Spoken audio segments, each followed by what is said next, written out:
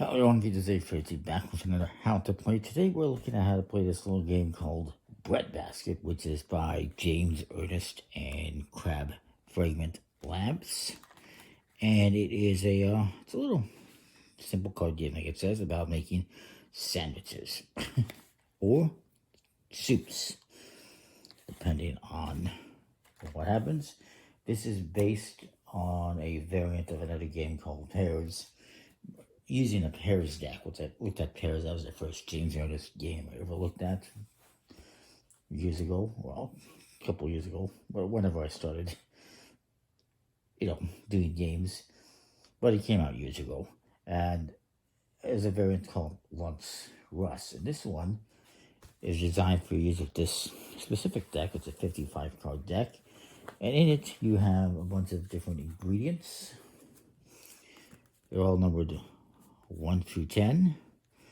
And you got stuff like peppers and bacon, cheese, ham, chicken, steak, tomato. The 10s are chefs, which can be used as part of the trick, as they call it, as part of making a sandwich or soup, or they can be used for an ability, which I'll explain. There's also a -3 cards, as you might have seen. Sorry, -5 cards, the onion. So they get a 5. And the back looks like that, if you're wondering. It's like the box. This is a print-on-demand game through drive-through cards. And the rules you have to print yourself. It is what it is. It plays 2 to 6 players.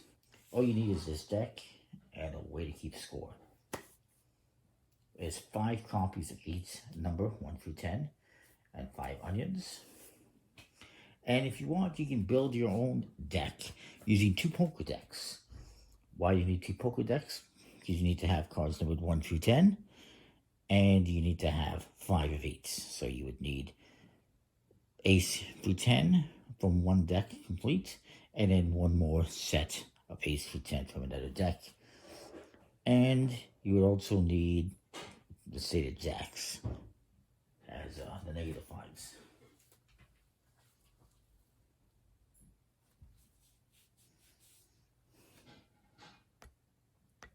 So that's how you can make your own deck if you want to try this out without buying it.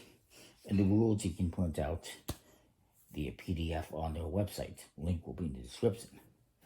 But it's crabfragment.com. Anyway, you'll shuffle off the cards, as I did, and you're going to deal out some cards to each player. You're going to take turns playing cards out into a string of cards in the middle of the table, trying to complete a sandwich or a soup. So each player is going to get cards. It's going to be 12 cards each for 2 players, 10 cards each for 3 players. 4 players or more, you're going to get 8 cards each. So 4 more players, 8 cards. So let's say we do a 3-player game.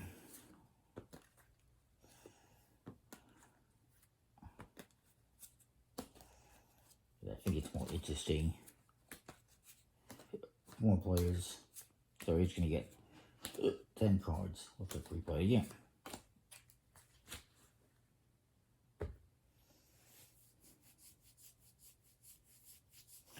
And then we'll set up the rest of the deck here as a draw pile. Although we don't actually draw cards during the game in general. But you flip the top card over and start off the line. If this is ever empty, because somebody clears it away, you flip over the top card to start off a new line. On your turn, you're simply going to play a card there. So maybe I play a 6. The next person's going to go. They're going to add a card. Maybe they want to play a 5. The next person's going to go. If only they had a 7. They don't. So maybe they play a 3. Then it comes back to me. And I also don't have a 7.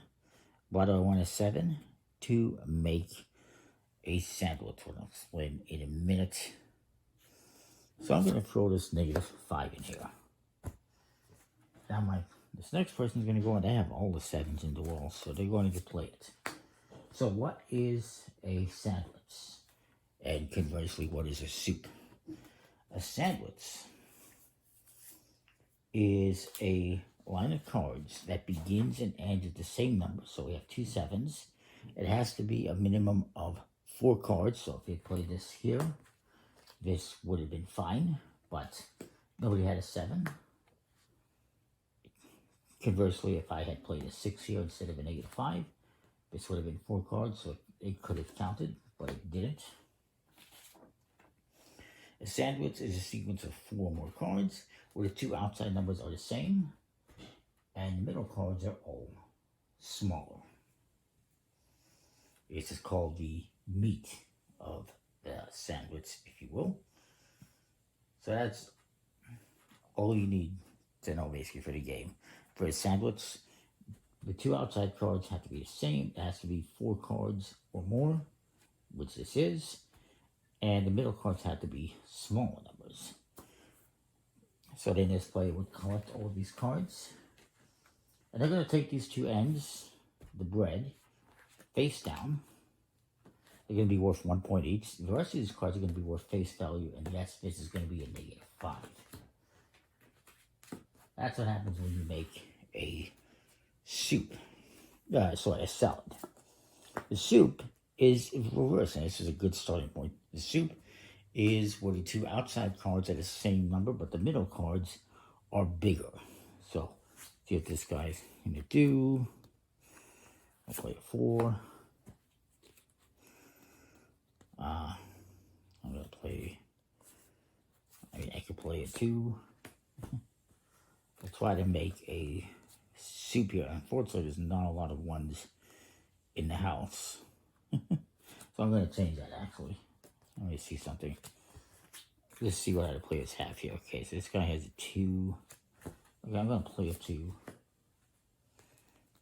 And this guy will play, say he plays a 6.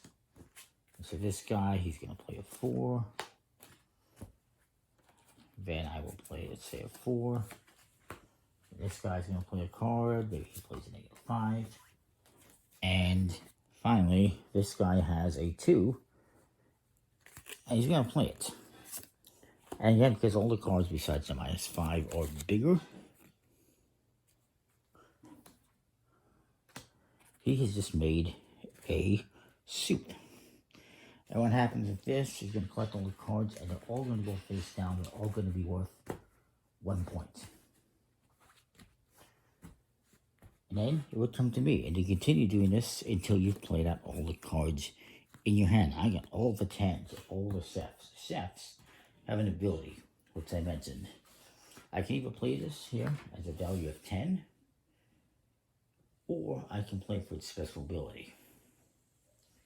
When I play for the special ability, I discard this, and I can take any of these cards and put it in my hand. And you know, there's different reasons why you might want to take, or you might want to take a card to prevent somebody from, you know, making a set right away, so it comes back to you, or maybe, you know, there's a big point card there you don't want them to get, so you take it away. There's various reasons why you might want to do that. So, you keep doing that, going around the table until you've played out all the cards in your hand, and then you will score points based on what you collected. So for instance, this person collected the soup. All these cards are going to be worth 1 point, so you would have 6 points. Yes, even a -5.